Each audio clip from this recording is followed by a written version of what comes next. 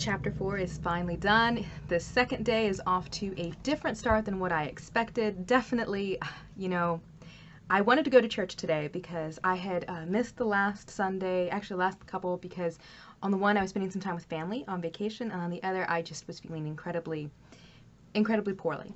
And so today I was gonna go, and my husband was doing the lights, so we went to the first service, and it was a really great service. My dad did a wonderful job preaching. He had a great sermon on Malachi and what does it mean to really give God your best, and why should you avoid basically religiousness for religious sake. What's the purpose behind what we do, along with a number of other really wonderful points. But then the day started getting a little bit more interesting. And actually, I should add, I even got a little bit of writing done. First thing in the morning, I was just, with my little notebook, and it was so quiet and so peaceful and absolutely beautiful. It took a little bit longer to work out the fibro pain from my legs, but it was really nice. The chaos started right about the time I headed home from first service, as second service was about to begin. And I realized I had forgotten my keys.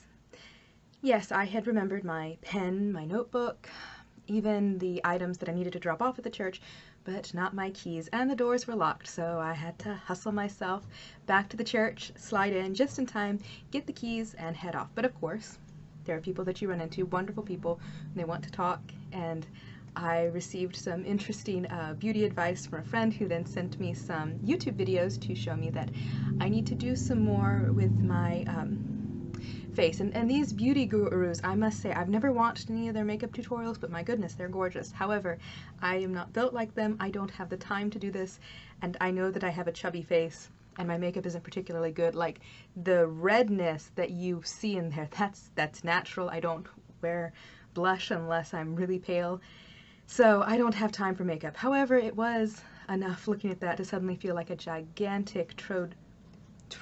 That's a combination between a troll and a toad.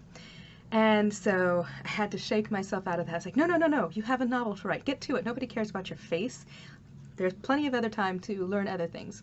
So I get back to work on that. But then we are going to run out to see my folks real quick because my brothers are going back to college today. And Reuben has a little pet hedgehog named Rollo. He's had him for 4 years, and he needs help every so often trimming his nails. Now, Rollo, dear sweet Rollo, is actually quite grumpy.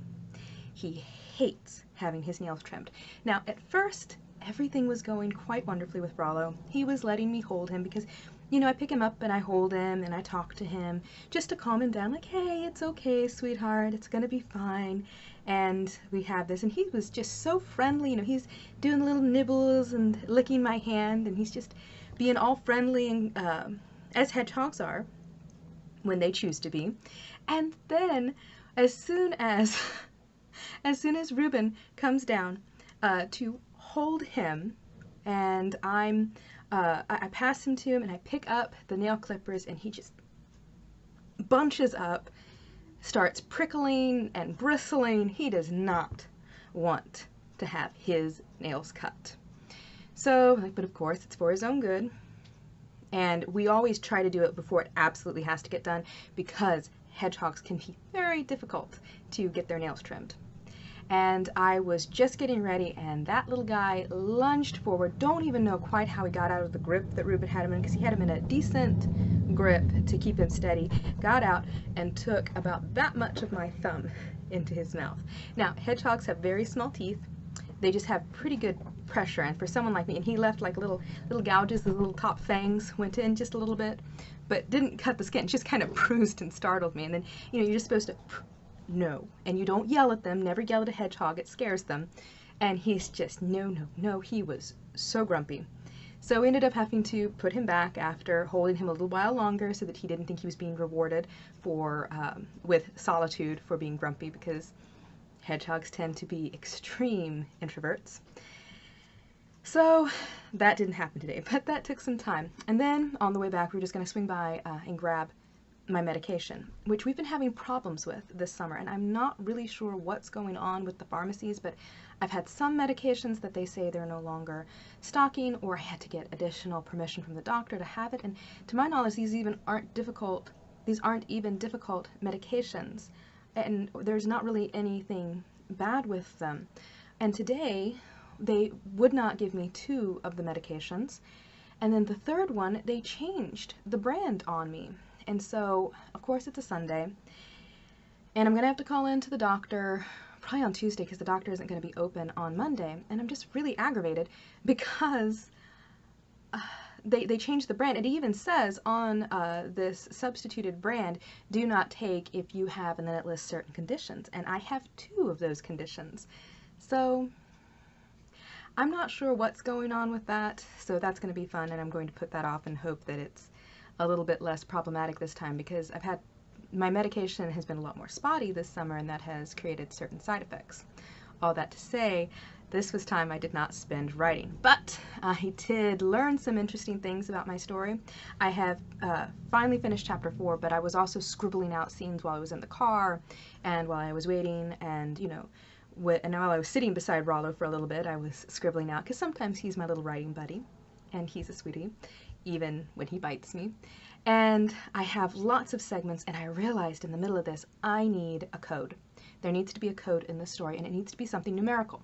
And so I'm trying to work out what's this code going to be, and I think I figured one out. I don't know that it's one that's been necessarily done before a lot. I'm pulling it out of my head, but it doesn't mean I'm inventing it, I guess what I'm trying to say is I'm not necessarily the first one to ever do it, but it's new to me, so there's probably a lot of flaws in this. We'll see how it works. I also have had a lot of fun with the characters, because one of my favorite things to learn about a character is what is their handwriting like. For a little bit of time I was actually studying graphology. I'd love to go back and study that more later on, but it's, there is that argument, is it just coincidental? What is it? How does it work? I don't know exactly how accurate it truly is. There's a lot of disputes among, even our legal system and the legal systems of different countries. Like Italy has one of the best schools for graphology, but of course it's in Italian, so I get that language better. Anyway, I just like figuring out what's the handwriting for each of the characters, because it tells me something about them. So at this point in the story, I've had reason to figure out what most of the characters' handwriting is like, with the exception of my main character. But that'll come, I'm sure. Anyway, I'm just gonna get centered, get some water. I'm very sweaty, and my makeup is sliding off, so I am gonna look different in the next video, because I'm going to probably try to get cooler. And then I'm going to be digging in and writing, and oh, that was the other fun thing that happened. My keyboard gave out, so we had to get a new keyboard. So hopefully this keyboard is gonna work. Right now it's doing great, but I tend to be a little hard on those. Anyway, what are you up to this Sunday? I hope it's a good day, and I'll talk to you later.